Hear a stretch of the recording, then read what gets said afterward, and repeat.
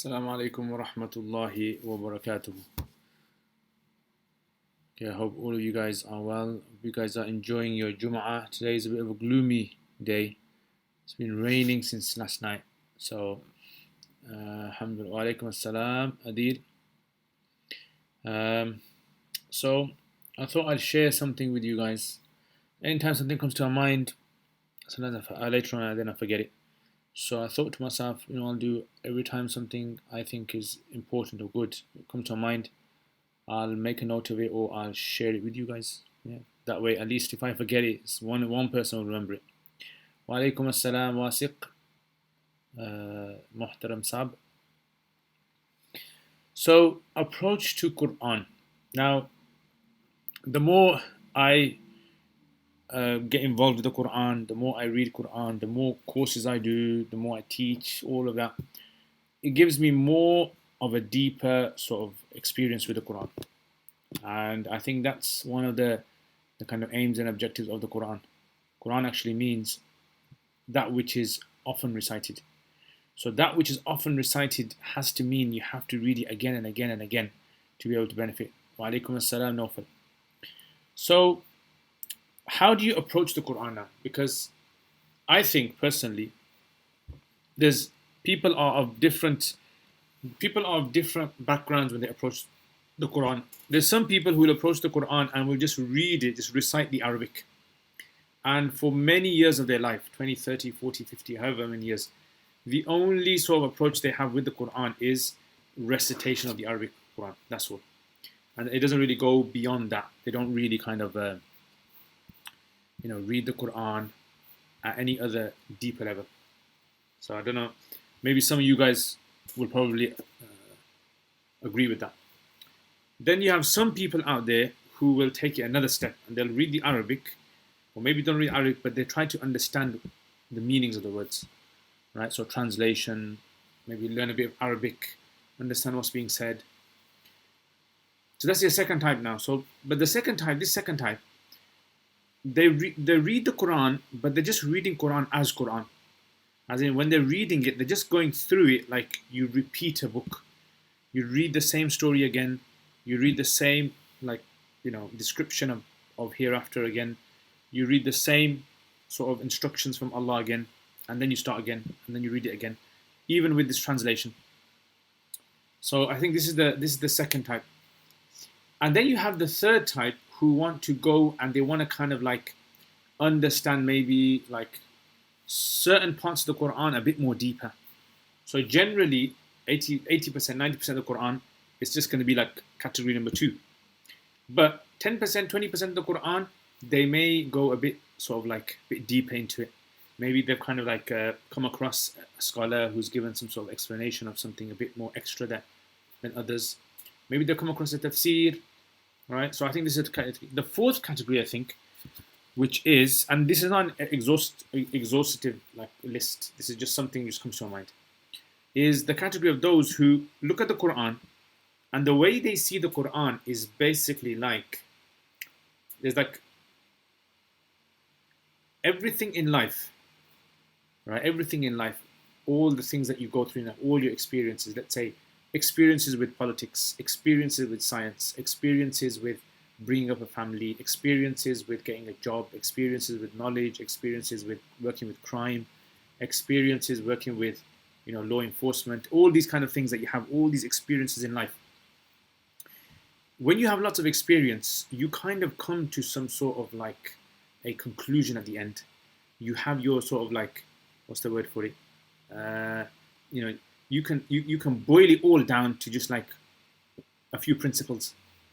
Like if you work with crime, you can kind of like boil crime down to a few principles, and you can boil down maybe bringing up a family to a few principles. So what happens is when people read the Quran, they have to remember the Quran will explain something. It won't say the principle all the time. It will kind of project the principle in the form of an expression, maybe a story. Like in the Quran, something happened in the past, in the people of Noah, the people of Musa, the people of Ibrahim, the people of Yunus or anything. And then it will project that in such a way that when you read it, you kind of, oh yeah, look at this. The people of Lut alayhi salam, they used to get up to this. The people of Shu'aib alayhi salam would get up to this. So it kind of gives you, it's like a movie. It creates like a movie of these principles. So when you read it, you're kind of immersing yourself in what the Quran is saying. Immersing yourself. Does that make sense? Right? It might be difficult for a lot of people to kind of understand what I'm saying. So you immerse yourself. Then when you immerse yourself in the story of Nuh alayhi salam, and then you look in your life around you, and then you realize there's manifestations of the story of Nuh alayhi salam in your life. Yeah, you might, immerse yourself in the story of Ibrahim alayhi salam, and then when you look into your real world, you'll see manifestations of Ibrahim alayhi salam in your world. Maybe it's to do with the government. Maybe it's to do with maybe the way Ibrahim alayhi salam's father speaks to Ibrahim alayhi salam. This is like maybe how the government speaks to their people. Maybe this is how Ibrahim alayhi salam is like a person who's trying to create a revolution in a society of remove bad things in the community. And then you see this. So it's a kind of very reflective, I would say. So I think this is a very important aspect of the Quran, where you try to understand what the Quran is saying. And then when you understand that, you immerse yourself in it, and you look in the real world and you realize. So you can see, like for instance, how multinational companies are abusing the rights of other people. You can see examples of that in the Quran. How atheists, like militant atheists, are trying to force their views or trying to push other people away from their religion. You can see this in the Quran. So many places you'll see it. Or for example, how religious people are distorting their texts, are chopping and cutting and pasting their religious texts and religious principles. They're adjusting it and they're dismantling it, putting it back together again. You can see this in the Quran. Oh yeah, the story of Musa alayhi salam, the story of so and so. So I think this is a very important thing for Muslims to understand. This is what we call like the tadabbur. Yeah, the tadabbur, the kind of like reflections of the Quran that you have to kind of think and how it's relevant to your life. Otherwise, if you just read the Quran, you'll only find, like if you just read it and you look at it from just like a bird's eye view, you will only find a few points which you can possibly find resonating in your life. Right? That's it.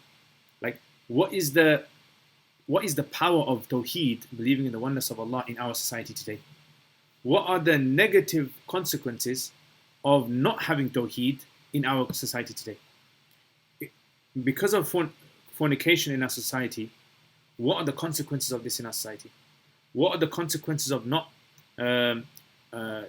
controlling the economy or the way trade and commerce is done when it comes to interest and these things? What are the negative consequences? These are the things that we have to sort of kind of understand from the Quran. And I think that's the whole point of this live stream, which is the approach of the Quran. We have to look at the approach, and the approach that we have to take, it has to be a holistic approach of the Quran, right? To apply it into our lives. And obviously the Sunnah of the Prophet ﷺ is a key a component into understanding how the Quran was understood by the Prophet ﷺ, the Sahaba, how they implemented it in their lives.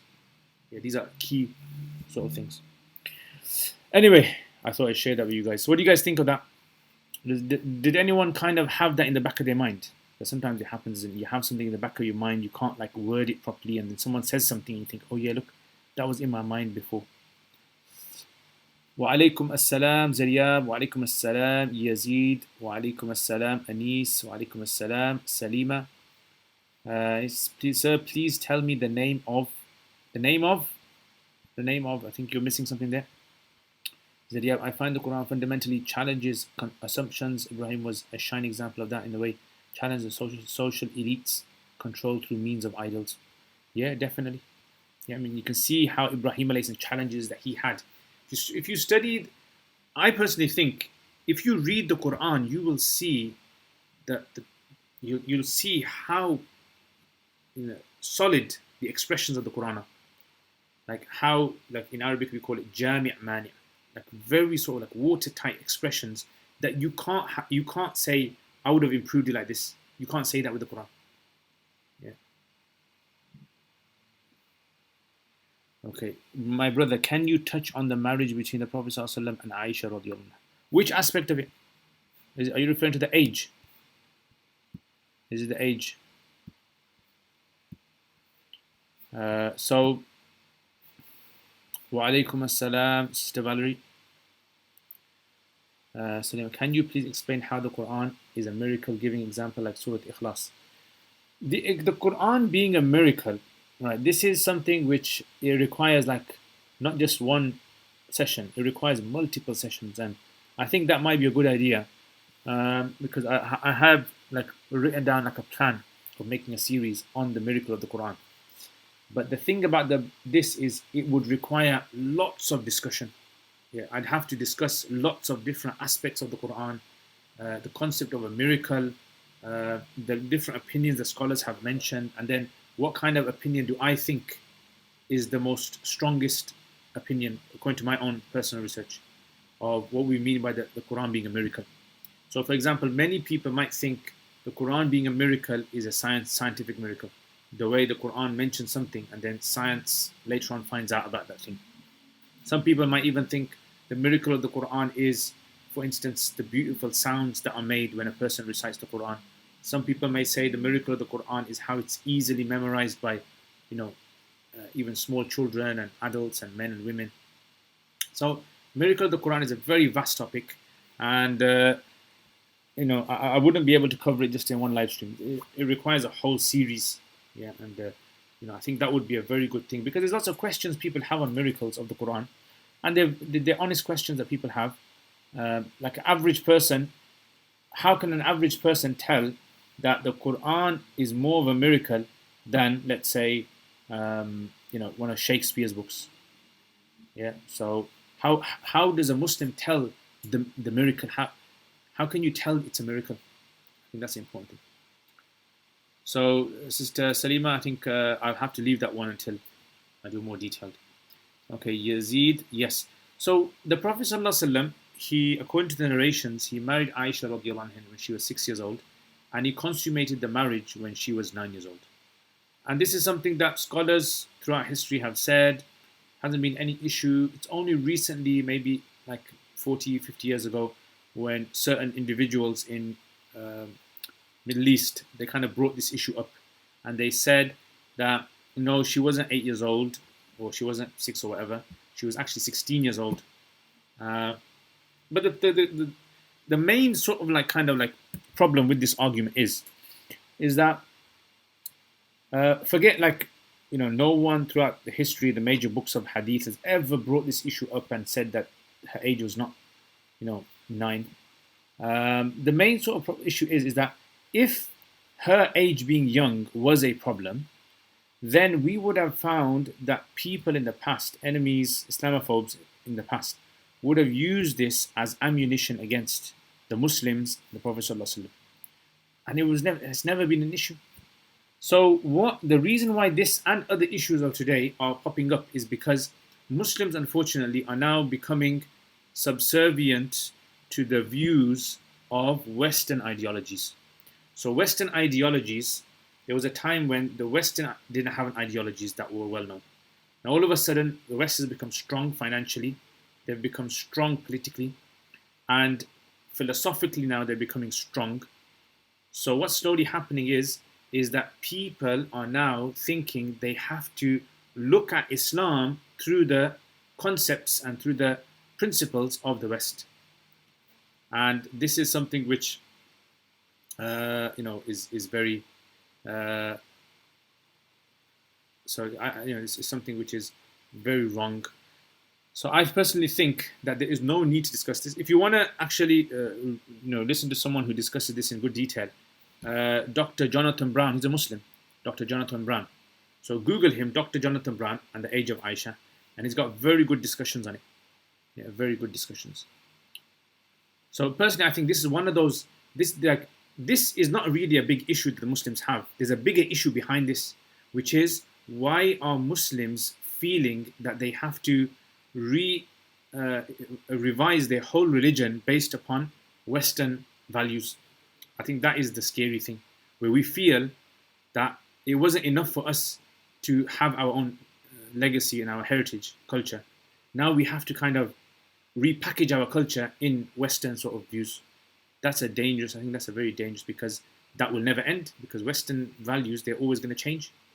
And when they start changing, then, you know, it's gonna lead to other problems. Okay. Wa alaikum assalam, Negi Khan. Or is it Neji Khan? So, okay. Do you suggest to use dictionary to translate the verse for students who learn Sarf and Nahu, or just read translation of an author? Okay, so for students of knowledge, if you want to learn the Quran, I think what you need to do is you need to try to understand the words of the Quran yourself. Don't use a translation. Translation, what it will do, like, imagine your journey with the Quran is like from here up to here, yeah? Starting from here. When you read a translation, what happens is you start your journey from the end and you're doing reverse, like engineering, you're working backwards and you're trying to come back to where you start, which is wrong, I think. I think what you should do is start from here and like work out the meanings of each word on its own, and then try to figure out why is this meaning wrong, like the meaning that I've come out with of these words, why is this wrong? And then slowly you'll see how the Arabs say things. And once you understand how Arabs say things, then you eventually, it might take you years, but you'll reach the conclusion of the translator and you'll see how different translations have differed. That's how I think you should approach the Quran, right, for a student of knowledge. So read, learn, or try to translate the meaning of each word using your grammar that you know, using sarf that you know, and then work your way. And then slowly, it's like a scaffolding method. You build up to it. And the other way, the problem with the other way is students, they'll read the translation and then they work backwards of how to work out the meaning from. So it's like you're going from the fruit and you're going down to the branches and the trunk and the roots of the tree. Whereas you should start from the roots like a seed does. It grows and then you work that way. Okay, on what days do you have this live chat, Ustad? Usually, I mean, I have it Friday after Jummah, but not all the time. I need to fix the time. I know I'm really kind of like awkward with my times. But what kind of times do you guys think I should have these chats? Is people ridicule me when this is discussion and I don't know how to respond? Yeah, I know. Unfortunately, you know, it is, people do ridicule, and the people just not just the Aisha radiallahu anha issue. They ridicule Islam because of other things as well, like for example, women's hijab, or they ridicule Muslims on things like worshipping Allah even. So people have been ridiculing Islam for a long time. We have to learn, we have to train ourselves, learn of how we can confidently present our religion and our values without feeling inferior. That's what I think. That's what we need to do. Okay, Valerie, it looks strong, but it's not because of riba. It's illusion. Yeah, true. Can you please elaborate light on the word qital used by God? Kafirs are also humans created by Allah.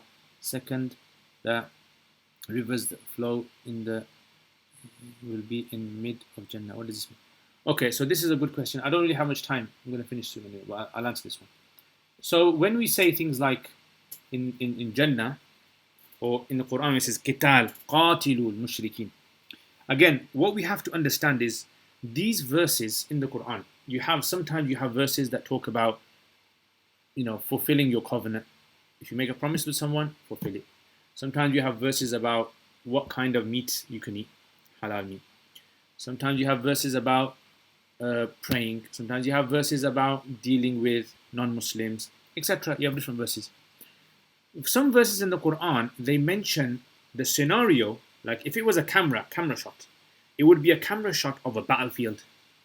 Yeah, hostility.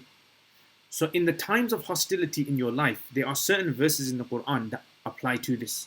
In other words, when there's hostility, these verses light up. And these are the verses that you got to start studying.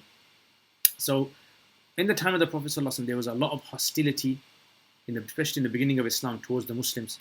So you can see the nature of the verses reflected that.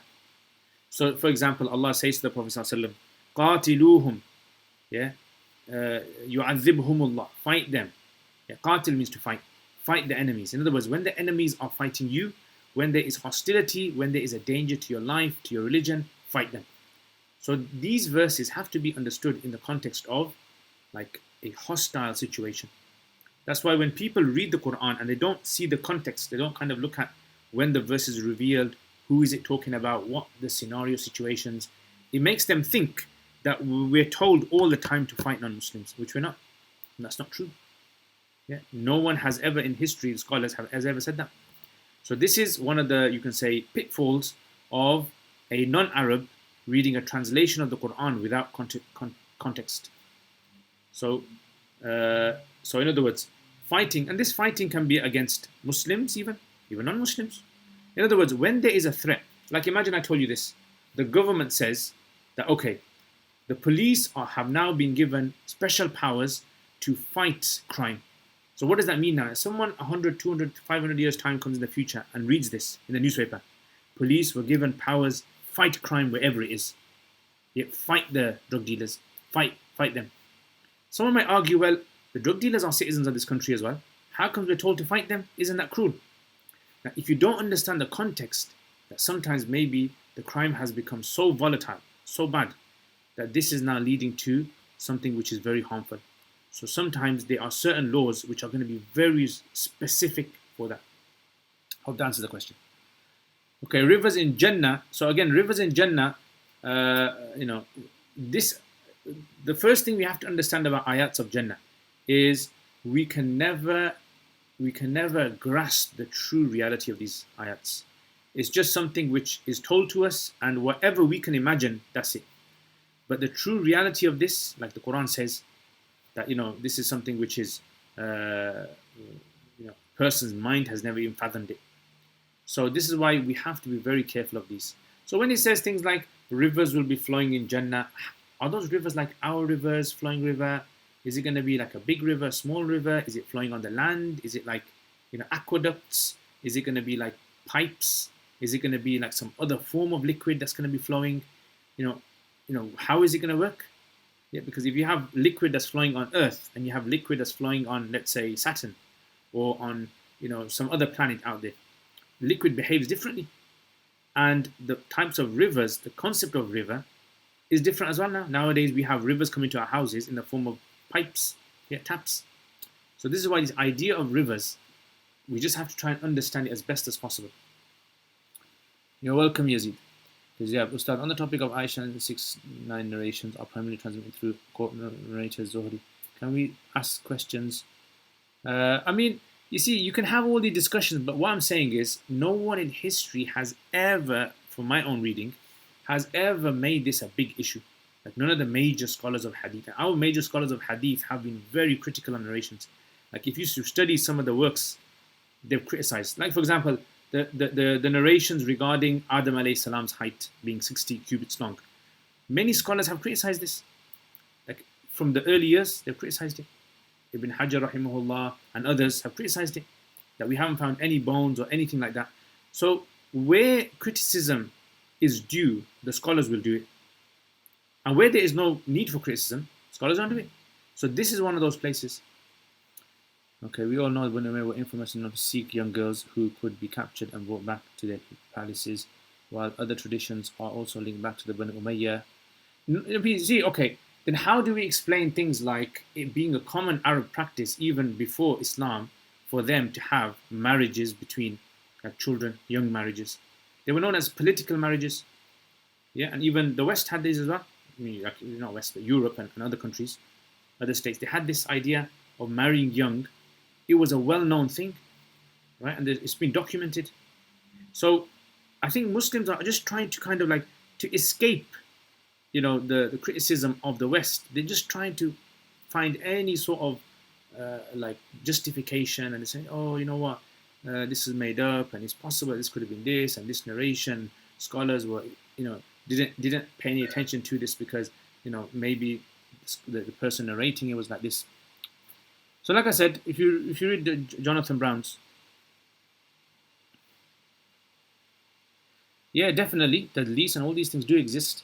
But the question is, if this narration is so widespread, so well known in the books of hadith and commentaries of hadith, how come no one picks up on this? How come if it's such a thing, how come only now that people have said this has been, even despite it being like a practice?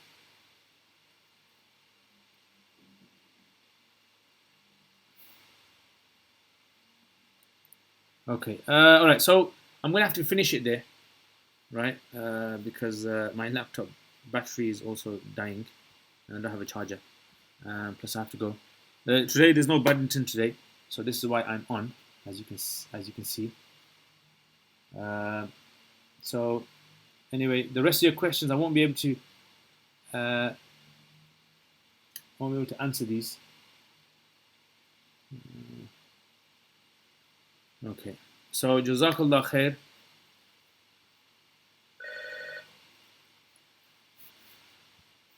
Okay, so anyway, Jazakumullah khair, guys. The rest of your questions, if I haven't answered them, if you could just put them in the comments, not here, but after the video finishes. Just put them in the main comments. And next time, inshallah, if I get a chance, I'll try to answer them, hopefully. So thank you very much, guys. I hope you guys enjoyed the live stream. I'll try to do another live stream. Try to do one this weekend if I can. Otherwise, maybe next week. A bit more free next week. So I might do a long one maybe next week. Jazakumullah khair, everyone. Remember your du'as. Assalamu alaikum wa rahmatullahi wa barakatuh.